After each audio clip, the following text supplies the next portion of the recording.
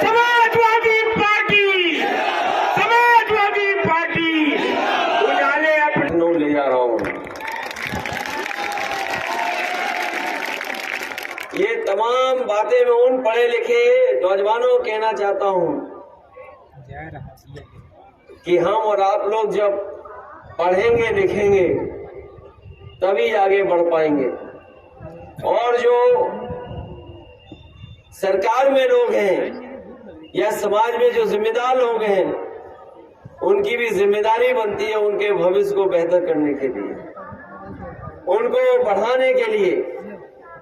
ये कोई बहुत बड़ा काम नहीं है, लेकिन कम से कम मैं एक नौजवान का सपना पूरा कर रहा हूं कि जहां इनके माध्यम से चेयरमैन के माध्यम से लैपटॉप मिल रहा है और जो उसका सपना था कि हेलीकॉप्टर में कभी बैठ जाऊं, तो वो पूरा करने का काम हम समाजवादी लोग कर रहे हैं। जिस समय समाजवादी सरकार ने लैपटॉप बांटने का फैसला लिया था, बहुत लोग ये सोचते थे कि लैपटॉप नहीं बंट पाएगा, लेकिन जब समाजवादी सरकार बनी तो बड़े पैमाने पर जो पढ़े लिखे नौजवान थे जो आगे पढ़ना चाहते थे उन्हें लैपटॉप देने का काम किया था। और वो लैपटॉप ऐसे दिए थे कि आज भी अगर किसी गांव में होंगे तो वो चल रहे होंगे, बंद नहीं हुए होंगे, अभी भी चल रहे हैं।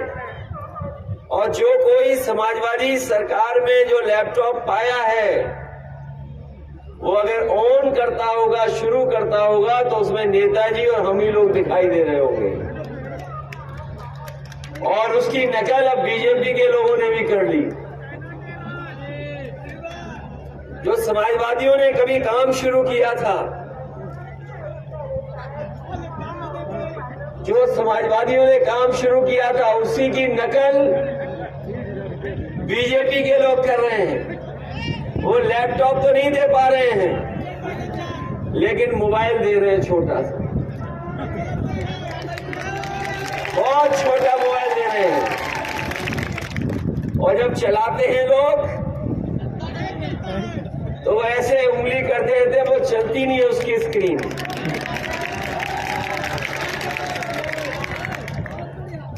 और उन्होंने अपने घोषणा पत्र में लिखा था कि वो लैपटॉप देंगे, लेकिन बीजेपी की सरकार ने किसी को भी लैपटॉप नहीं दिया पढ़ने वाले बच्चों को। और वो इसलिए नहीं दिया क्योंकि हमारे मुख्यमंत्री जी लैपटॉप चलाना नहीं जानते। वो अगर चलाना जानते होते, उसके महत्व को समझते होते, आज के समय की जो जरूरत उसको समझते होते, तो शायद वो भी लैपटॉप बांटते। घोषणा तो की लेकिन वो बांट नहीं पाए। इसलिए हम आपसे कहना चाहते हैं कि बीजेपी के लोग जो वादा करते हैं वो कभी पूरा नहीं करते। ये हेलीकॉप्टर देख लो, इसमें 2 टॉपर जा रहे हैं क्योंकि वो जा रहे हैं लखनऊ तक। जो जा रहे हैं नौजवान टॉपर हैं आपके बीच के, और उनका नाम है सावेज और दूसरे का नाम है अब्दुल्ला। जो टॉपर हैं वही जा रहे हैं लखनऊ, यहां से बैठ करके। कम से कम एक उनका छोटा सपना हम लोगों ने पूरा कर दिया। लेकिन आप लोग सरकार बनवाएंगे तो बड़ा सपना पूरा होगा, बड़ा सपना हम लोग जो देख रहे हैं वो पूरा होगा। और सच्चाई में कहता हूं आपसे कि ये बीजेपी के लोगों ने सबको धोखा दिया है, न दिया हो। बीजेपी के लोगों ने कहा कि हमारे किसानों की आय दोगुनी हो जाएगी, हमारे किसान भाई यहां बैठे होंगे, उन्होंने बड़ी मेहनत से फसल तैयार की होगी, लेकिन अभी तक जो कीमत सरकार को देनी चाहिए वो कीमत भी सरकार नहीं दे पाई। ये सरकार कह रही है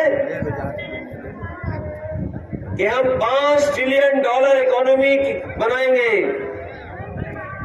ये सरकार के बड़े बड़े लोग जो दिल्ली में बैठते हैं वो ये कह रहे हैं कि हम $5 ट्रिलियन की अर्थव्यवस्था बनाएंगे, और हमारे उत्तर प्रदेश के मुख्यमंत्री भाषण दे रहे हैं। अगर अगर अर्थव्यवस्था आगे बढ़ गई है, गरीब कम हो गए, तो आप बताइए 80 करोड़ लोगों को राशन देना पड़ रहा आपको। सोचिए, जिस देश में 80 करोड़ लोगों को राशन मिल रहा हो तो देश कैसे आगे बढ़ सकता है। जिस देश में 90% नौजवान बेरोजगार हो, वो देश कैसे आगे बढ़ सकता है। अपनी फसल की पैदावार की कीमत न ले पा रहा हो तो कैसे खुशहाल होगा। इसीलिए समाजवादियों ने कहा है, ये दिल्ली वालों का जो गठबंधन बना है एनडीए, इस एनडीए को अगर कोई हराने जा रहा है तो समाजवादियों का पीडीए गठबंधन हराने का काम करेगा। यही पीडीए गठबंधन इंडिया गठबंधन को मजबूत बनाने का काम कर रहा है। इंडिया गठबंधन और पीडीए रणनीति भारतीय जनता पार्टी का सफाया करने का काम करेगी। ये पीडीए हमारे 90% लोगों का संगठन है। 90% लोग हैं इसमें। हमारे दलित भाई हैं, पिछड़े हैं, अल्पसंख्यक भाई हैं और जो पीड़ित दुखी अगड़े वो भी हैं, आधी आबादी भी है। ये 90% लोगों का गठबंधन वाला पीडीए है। यही एनडीए को सबक सिखाने का काम करेगा।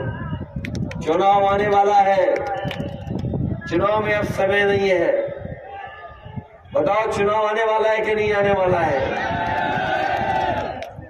इन्होंने 22 में हम लोग को बेईमानी से हरा दिया।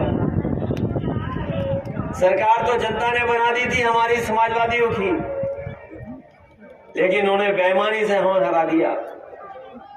बाराबंकी की सीटें हमारी बेईमानी से हरा दी।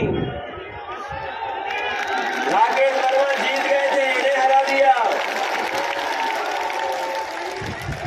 इन्होंने प्रधानी जैसी बेईमानी कर ली। जैसे प्रधान हार जाते हैं, आगे आगे उसी तरह की बेईमानी की। कहाँ?